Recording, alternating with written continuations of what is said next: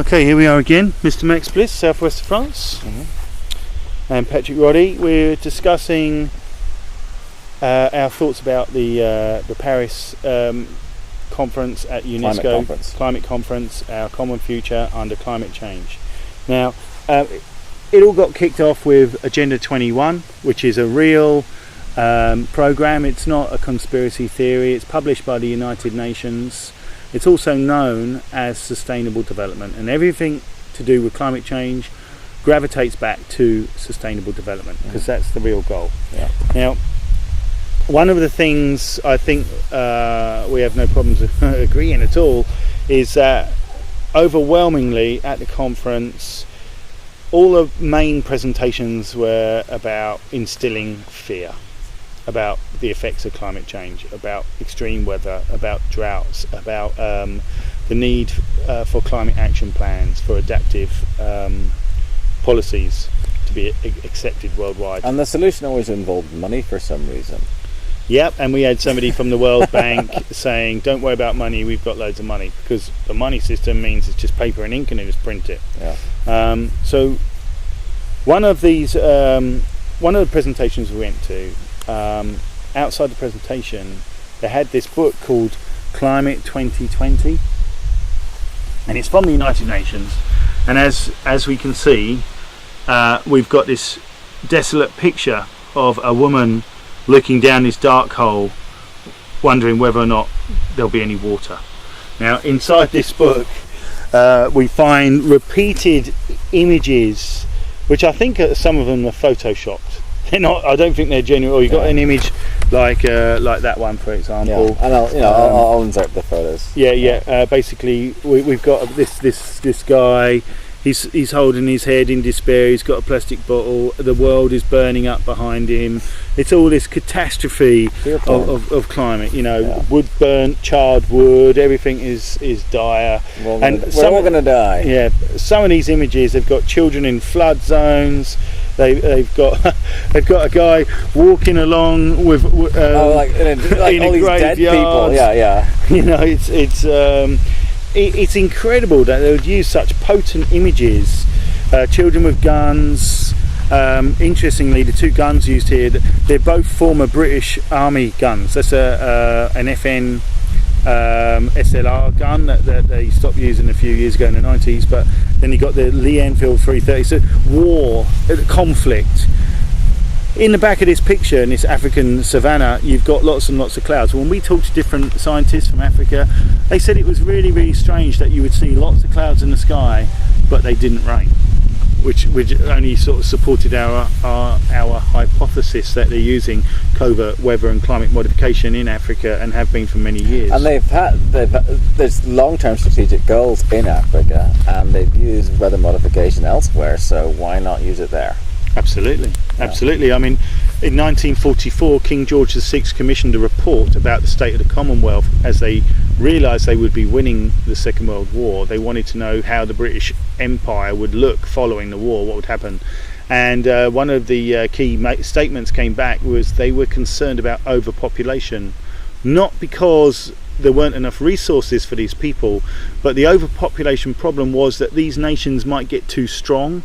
They might get armies that were too big. They might use their human resources in such a way to elevate their status, and they would break free from the Commonwealth. And they would not be dependent. Yeah, they would not be dependent on... And actually, another thing that I find very interesting in all of these United Nations Agenda 21 kind of things is the emphasis on interdependence. Independence is an anathema. Independence is a bad thing. You have to be dependent on... your road should be owned by another country or private company, and all your utilities privatised by foreign corporations are now owning them, and even your food supplies. You've got tremendously active nations like Germany with agriculture supposedly not able to feed themselves, and America is absolutely ludicrous. America's importing food, which is ridiculous. Yeah. I mean, basically, they've set up a system of trading that means that they've taken away the independence of nations because they need us interdependent, so that when they pull the strings, They So can so get control. the infrastructure required for a country to sustain itself has been removed, and the technology and like if you look at during the miners' strike there in the Thatcher years back in the 80s, they were closing down coal mines which were profitable, and they were doing fine. But when you let a mine, if you stop working and you leave it, the place it floods and it's no good anymore. There's lots of damage done to the infrastructure inside, isn't it? Yeah. So it becomes extremely expensive to open it again, and then you lose the competitive edge. Yeah. But interestingly, considering that you can use scrubbers and cleaner technology to burn coal, Britain has large coal deposits they could access. Yeah. Now, obviously, there were many different power stations all around, and they could change those power stations. And in fact, some of them have. I actually worked on one where it was the old power station in Shoreham near Brighton. Yeah. That was coal-based power station, and the tugs used to come in all loaded up with coal for the power station. Well, they knocked that down and rebuilt it, and I worked on it, helped rebuild it, and turned it into a gas-fired power station, which is very, very risky considering a lot of the gas comes from other nations. So you've created a dependency on a foreign market. Absolutely. Yeah. But they could have really spent the money revamping it and making it a cleaner burn technology and removing but they didn't. And one of the reasons for that was because during the 70s there was a lot of public discontent with the changes the politics was bringing about on the way society was living. So there were lots of strikes and there were lots of problems. There were lots of the energy crisis, the man-made energy crisis. In the early 70s. In the early 70s. So basically the Heath government was defeated.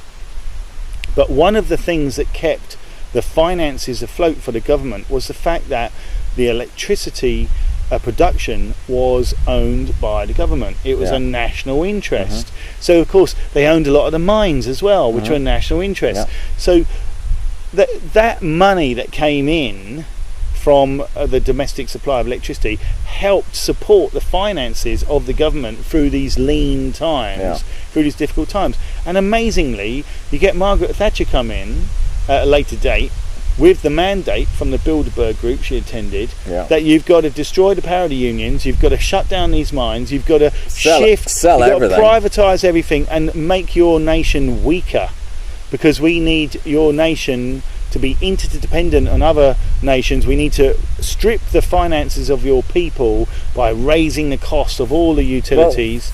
Although Thatcher is seen as the main driver of the deindustrialisation of Britain, it did not start with her. No, because Macmillan said you've never had it. And when did he say that? Was that the 50s? It was the end of the 60s, basically before the Heath government came in, which basically signalled, we've rewarded you for your sacrifices following the Second World War. You've helped us gain a bit more power with all the industrialisation, the acceleration in industrialisation following the Second World War. Now we're going to clamp down on you and beat you back into shape. And austerity. Austerity is a word that's come into common parlance recently, but it started a long time ago. Absolutely. Well, people have always been poor, basically. If you're not one of the ruling elites or on your way up to the middle classes, then basically the rich have got rich by feeding off the poor. You can't have the rich without a large basis of poor people to feed off. You also have to differentiate between the rich and the wealthy. I'm talking about obscenely rich people. I'm talking about people that have got so much money, it's disgusting, with all the poverty in the world and the starving people and everything else. Not someone who owns a factory. No, I mean, there's nothing wrong with people doing well for themselves and being wealthy. The rewards for their just desserts have been working hard, and they're entitled to be rewarded. There's nothing wrong with that at all. But there are people who will go to war to steal resources. There are obscenely rich people that profit out of the deaths of millions of people. You know, and these people are obscenely rich, like the Rothschild family and the British Royals and countless others. It's quite the a big club of Monets them. in Canada, and there's Carlos Slim in Mexico. They're all They're over. spread out. They're spread out over the world, and they're in exclusive clubs. Yeah. And they're the people behind the United Nations. Mm-hmm. They're the people behind this drive for this one world government system, which should give them ultimate control. Yeah. Because it's messy at the moment. Yeah. They don't have total control because we still have free will and we still have the ability to say no. We don't consent. But they're trying to convince us that we are the problem. You know, like. Well, we didn't invent plastic and make everyone use it, did we? No. We didn't force everyone to use petroleum when they could have explored the use of hydrogen from water. You know, they didn't. They basically used social engineering to steer the way we would be operating. So if they're saying we're polluting the planet, think about, we're not industrialists. We're not the people that organise the way we're going to live in that sense. That type of authority lies with these heads of industry. Mm-hmm. They are the ones to blame, not we the people. It's also like what you'll see in the crack epidemic in the 80s, blaming poor black people in the ghetto for this cocaine that was getting shipped in by the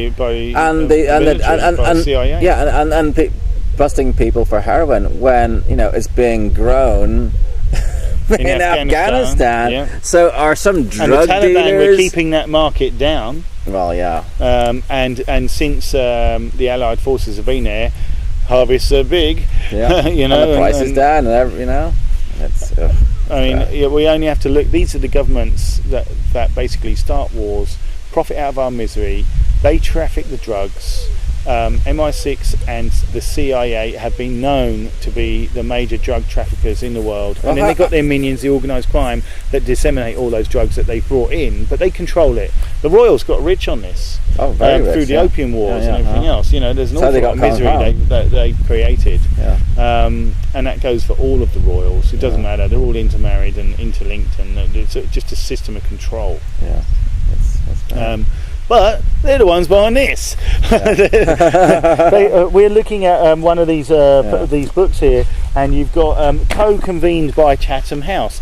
Now, Chatham House is also known as the Royal Institute on International Affairs, and their sister organisations are the Council on Foreign Relations, who have offices in various different nations. CFR.org. Yeah, so connection to the royals again, or to the oligarchy, to the whole network, the system. The ruling criminal elites want absolute domination over the whole planet. They weren't satisfied with their empires. This is the ultimate empire, the ultimate revolution, to have control over the whole world. Well, they just changed the name of the empire. Like the Commonwealth is still the empire. And if you look getting into wealthy out of commoners. Yeah.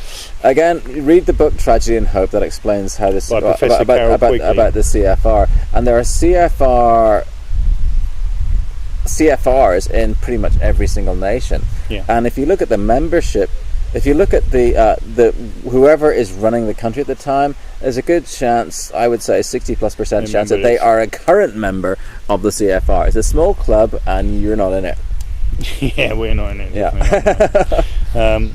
Yeah, but we have to realise how these think tank organisations were set up by the oligarchy. They set up foundations, non-government organisations, specifically to attract the greatest minds that they could find to set up these future plans. Like we were saying before, that some of these plans are 50 years old, in the making, or 100 years old.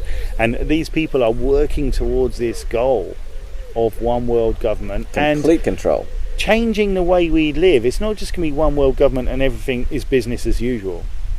Far from it. In fact, they want to restrict our movements. They want to restrict what food we have access to, how much water we can use, how much energy we can use, what we can discuss. This is their dream Big Brother scenario, where we're going to be policed with by smart technology. Smart meaning self-monitoring, analysing, and reporting technology. So it could be a smart light bulb. Could be a smart TV, could be a smart fridge, could be a smart meters, could be a smartphone. It could be smart TV. Yeah, they're going to have smart fridges, so that basically the food you get will have RFID tags on it, From that, they can tell you how fresh it is. They'll also tell you how many calories you're eating. They'll also tell you about, don't forget you've got these health complaints. If you take that, your insurance will be null and void. It's total control. Yeah. Taking away all your freedoms. Yeah. And they intend to put implants in our bodies.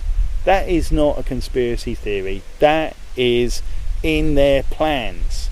You need to go and research what the bioeconomy is about, what transhumanism is about, what the human brain project is about. Really scary, that one. Yeah, and all this information is open source, publicly available material, whilst the internet is not locked down. And they need the internet. They're even expanding the internet by putting a series of satellites out into space to create the outer net. The outer net will mean the internet will be covering the entire surface of the globe, so it matters not where you are. You can be tracked, you can be monitored, you can be controlled. And we're moving to an age where we're going to have a cashless society, where technology will mean we're dependent on electronic money, so that if you do something wrong with a new law that they bring in, they can instantly fine you and take that money from you without even going to court. Or disable your ability to buy, sell, move. Yeah. If you become a dissenting voice, at the moment you say, "Well, I'm not. Don't do anything wrong. It doesn't matter. It doesn't matter." But they're going to change the laws. They're going to shift the boundaries, and they're basically going to start locking us down and restricting our movements, our access to food, to energy, to education, to information. Our liberties are going to be very quickly eroded away, and at some point, some of those changes will upset even the most conservative people who might be against change, or liberal people, or any people. Basically, they're going to push the limits because their goal is to enslave humanity, to create a scientific dictatorship that will allow them the implementation of a technocracy, which will mean that our choices are so limited, we will know we are slaves.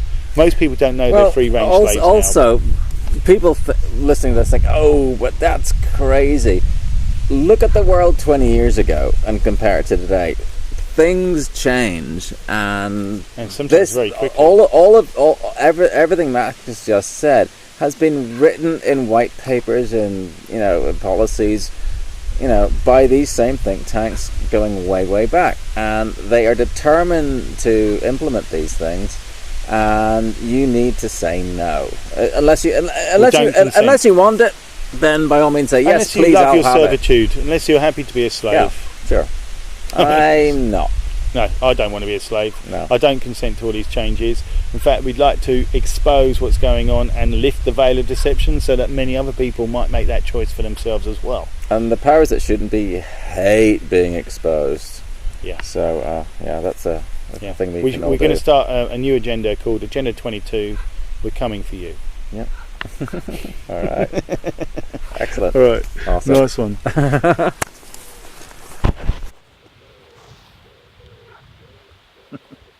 Right, we better have dinner. Yeah. Venison.